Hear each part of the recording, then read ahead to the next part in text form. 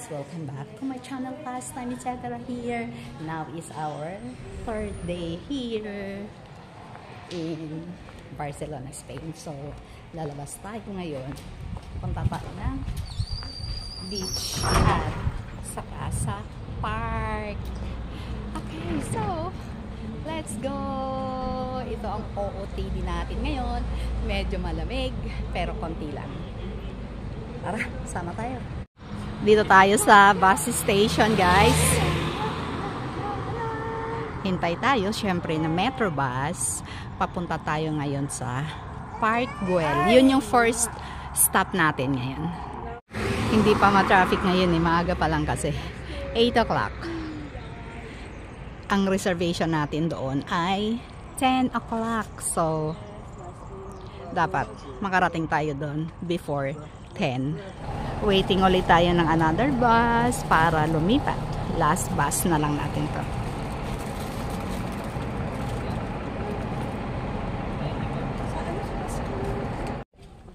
Nandito na tayo sa loob ng Park Güell. Ang ganda, guys, oh. Ay, tika lang, hapa ko. Paakyat kasi ito eh. Eh, hindi ba ang ganda ng mga bato? Dami tao ulit. Pero safe naman siguro ditong mag-vlog. Akalain nyo nga naman. Ang ganda.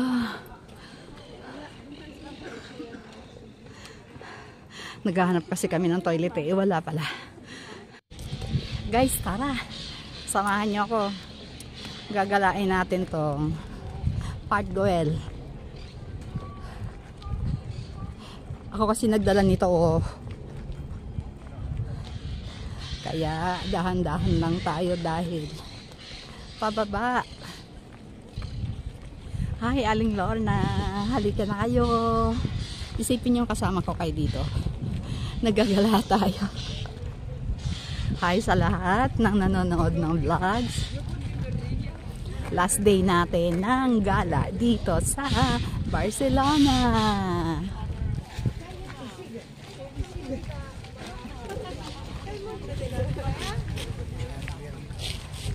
Welcome, Espanya.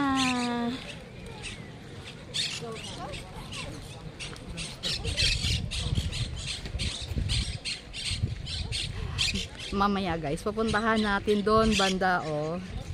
Nandyan banda ang beach. Tignan nyo, guys, yung design ng mga rocks. Hindi ko kasi na-research pa to eh kung man-made ba or natural rock formation yan. To all my Philippine literature students before, I have a question. What is the most influence that the Spaniards brought to us? Aside from, of course, trade. If you know the answer, please comment down below. Makati ang mata ni Mason. Hi! Hi, Mason! Hi! Oh, ganda, oh.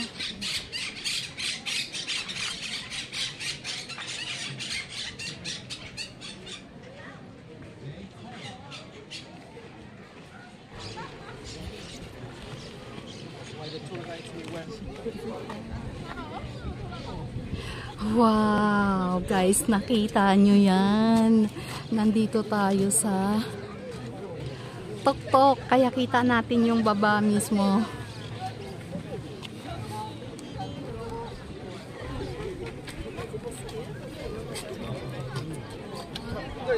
Kita din pala yung Sagrada Familia. Isipin nyo na lang na isa kayo sa maraming tao na naandito ngayon sa loob. Lahat yan, of course, ay mga turista din. Si Kian, takbo ng takbo.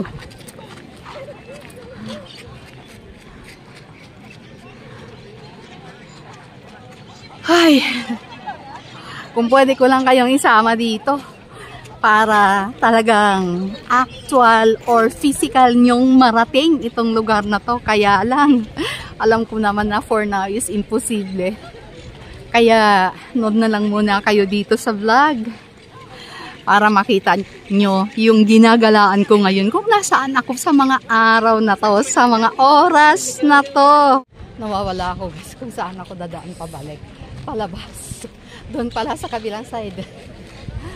Ay, ang hirap talaga ng nagbablog habang nagsasalita habang naglalakad.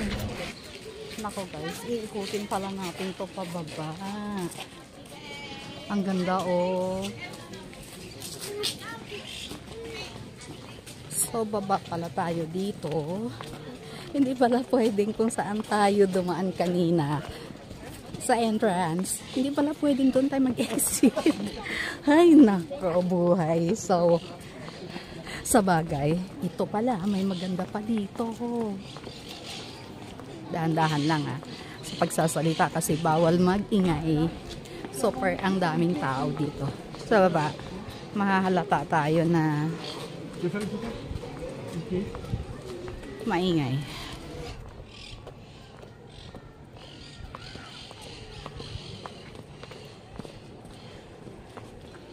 Dito pala ang mas malapit oh. Kaya minsan guys, okay din pala yung nawawala tayo eh. Kasi doon sa time na nawawala tayo, doon sa time na naghahanap tayo ng daan pa exit, doon tayo nagre-research ng mabuti kung ano tamang daan para huwag na tayong maligaw ulit.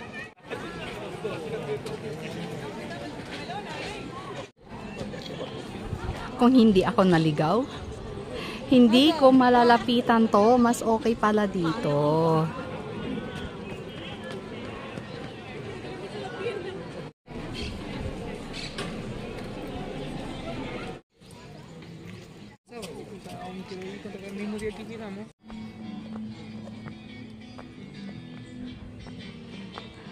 I don't own the music heard. So wakas, nakabalik na tayo dito sa pinanggalingan natin kaninang way. Medyo malayo nga lang, pero ayos na. At least, nakabalik na tayo. Humiwalay tayo sa maraming tao. Yun yung usually na ginagawa natin kapag nawawala tayo. Naghahanap tayo ng shortcut na daan. Yung parang lagi ko kasing ginagawang guide sa sarili ko. Yung the road not taken. Lagi kong gustong mag-explore ng mga bagay-bagay para kapag nawala ako, wala akong ibang sisisihin kundi sarili ko lang. Parang sa mga failures ko sa buhay, ako ito na naman tayo sa mga failures. Hindi ba pwedeng success lang? Hindi.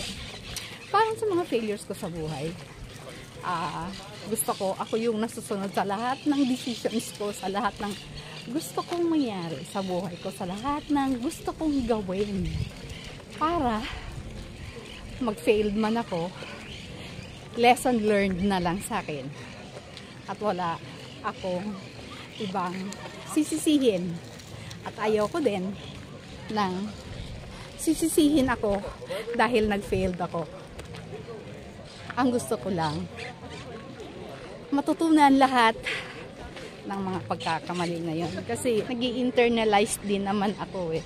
Re-realize ko din yung mga mali sa buhay. Pero lahat naman ng mali, di ba? Kailangan mo lang bumangon. At lahat ng yun, worth it. Kapag okay ka na.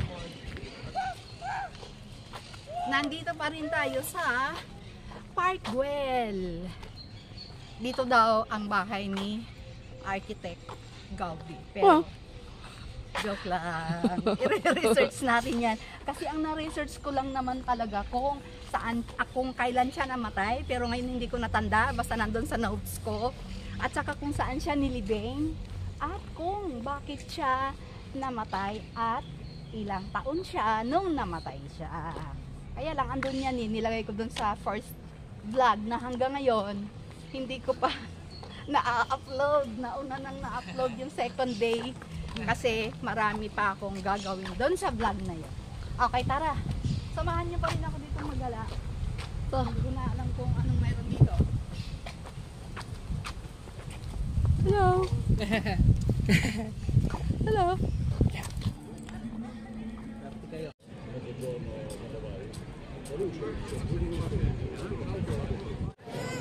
Nakita niyo ba yung lizard na yan, guys?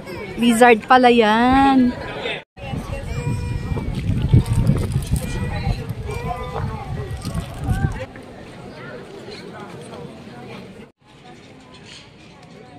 Ganyan. Dati, ano ka dito? Para kita yung... Nandito tayo sa batuhan. Hindi ko alam kung talagang man-made bato o natural. Yay! Tayo makakita ngayon.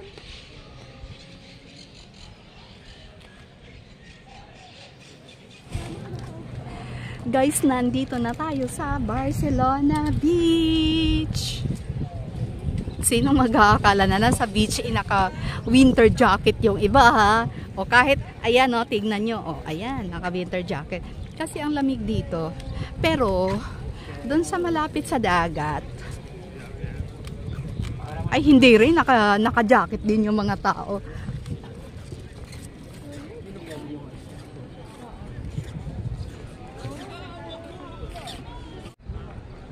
Ang lawak ng shoreline nila dito. Kaya no wonder talagang sikat na sikat to sa Barcelona. At yung building doon, no, yung kulay blue, ang daming vinta sa dagat. Dito magsa-sunbathing na lang talaga kasi ang lamig. Naku, ayan ang lamig, gumahangin na. Kahit saan ka lumingon, guys. Ang daming tao talaga. Kaya, ingat-ingat. Sobrang init dito, guys. Ang init sa mukha ng araw. Hanap muna tayo ng hanap tayo ng resto. Kasi lunch time na. Tapos, mag-video na talaga tayo dito. Kasi baka hindi na tayo bumalik. Ang init kasi. Mainit, pero malamig. Mainit lang yung sikat ng araw, masakit sa mukha. Pero malamig pa rin dahil mahangin.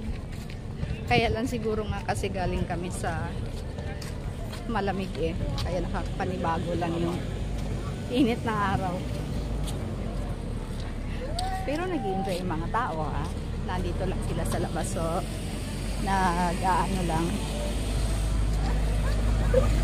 Habang nag-chill, nasa arawan lang sila. So chill lang ang mga tao dito. Chilling vibe lang dito.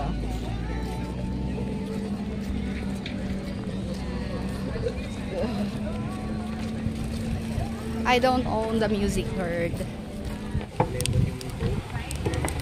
Tubig yan. Chill lang tayo while waiting for our food. Coffee is life, kaya coffee sa tanghali. Calamare. Hindi ko tanda ang tawag dyan. Sili? Oo, sili yan eh. Fries. Lalaki ah. Dip ng choros.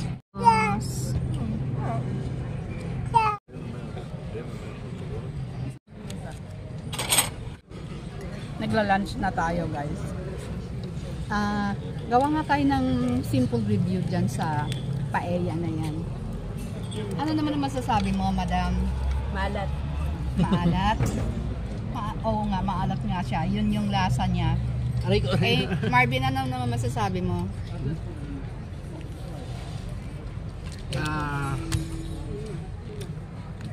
Ano siya? Maalat nga. Maalat nga. Medyo maalat nga, pero malambot yung rice. Medyo malambot kasi compared doon sa kahapon. Finish na tayo. Taob ang dalawang paella. Actually, sa tingin ko para lang siya sa Dolomite sa atin. Hindi naman siya hindi siya maganda sa akin eh. Hindi tulad talaga sa sa Pilipinas na ang daming magagandang beaches tulad ng Boracay. Siguro nga kasi maganda na yung napuntahan ko kaya hindi ko to na-appreciate masyado. Yun yung yun yung opinion ko. Lang siya brown, hindi nga siya pino eh, yung sand niya hindi naman pino. Talagang malapit sa dagat, may mga bato-bato na maliliit, pebbles pala. Nakatambay lang yung mga tao. Ayan. Tapos mayroon kasing mga dito mga resto. May mga kainan dito sa tabi lang ng beach mismo. Kaya lang kami kumain doon sa kabilang side. Doon kami kumain. Napaparanoid kami dito tuwing nilalapit sa amin. Nilalayuan namin agad kasi baka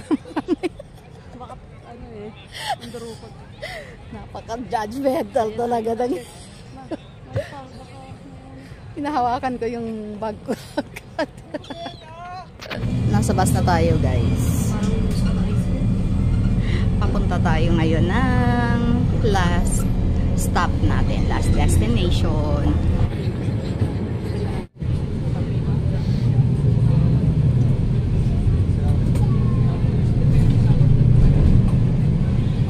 Guys, we are inside the Ciutadella Park.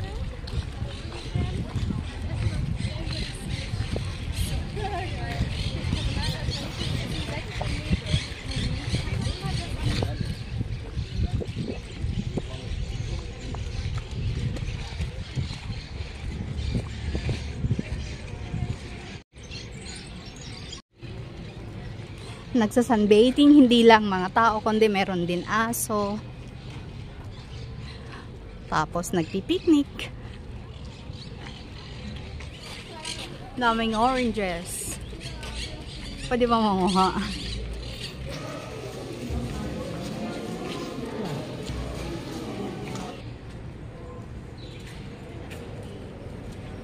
Hindi ko alam kung anong significance nitong mga to.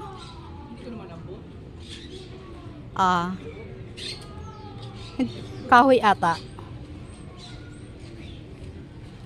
Ay, mali ako. Bato. I'm so wrong. Bato pala siya.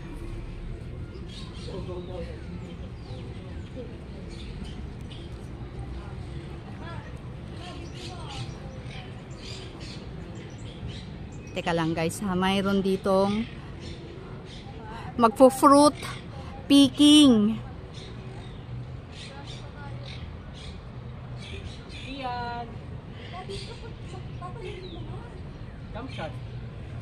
Wow! I don't own the music heard. Mayroon dun boating area, mayroon palang lake.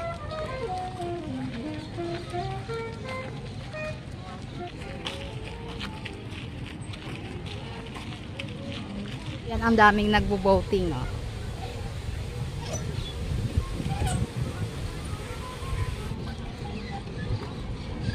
Naalala ko lang yun sa Baguio. Nag-boating kami sa may Bornham Park. Okay, guys. So, to wrap up our 3 months gala outside Philippines. Saan-saan nga ba tayo nakarating? Galing tayo ng Paris. Pumunta rin tayo sa Switzerland. Ngayon, nandito tayo sa Spain.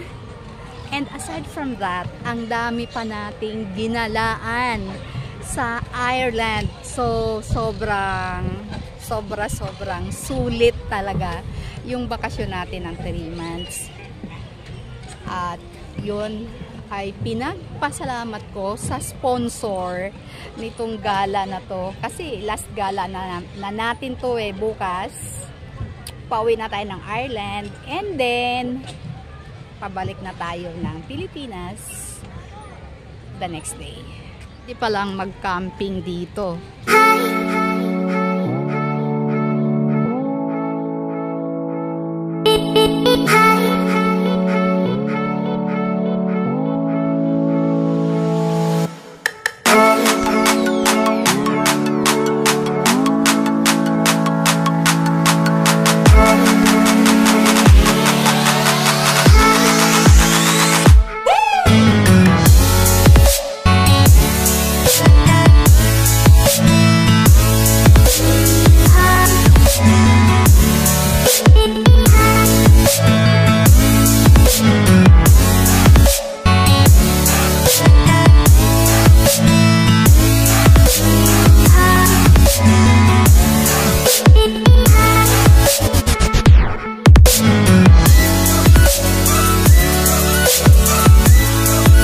Hintay lang tayo dito, ma. Ayun nila sa akin. Ayun. Ay, ayan na.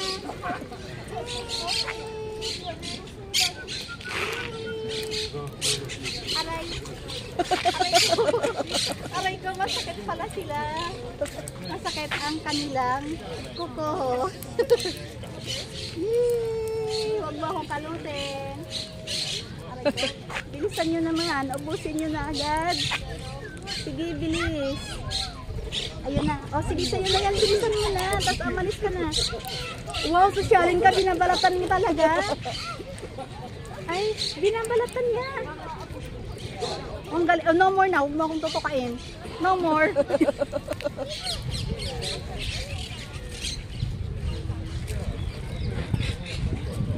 Tapos na ang maliligayang araw ng gala natin dito sa Spain. Ngayon ay pauwi na tayo ng hotel at magre-ready for tomorrow's flight back to Ireland kasi maaga ang flight natin. Ako parang uulan na, karanahan na tayo. Okay guys, so that's it for today. I hope you enjoyed watching the vlog, but please don't forget to subscribe my channel, Pastime etc. and hit the bell for you to be notified with the next upload. Buyers sa lahat ng mga followers natin, sa lahat ng mga palaging sumusubaybay, lahat palaging nanonood. Shout out sa inyo. Maraming salamat. Sana patuloy kayong manood, mag-share, mag-like, and of course you can also comment. Buyers!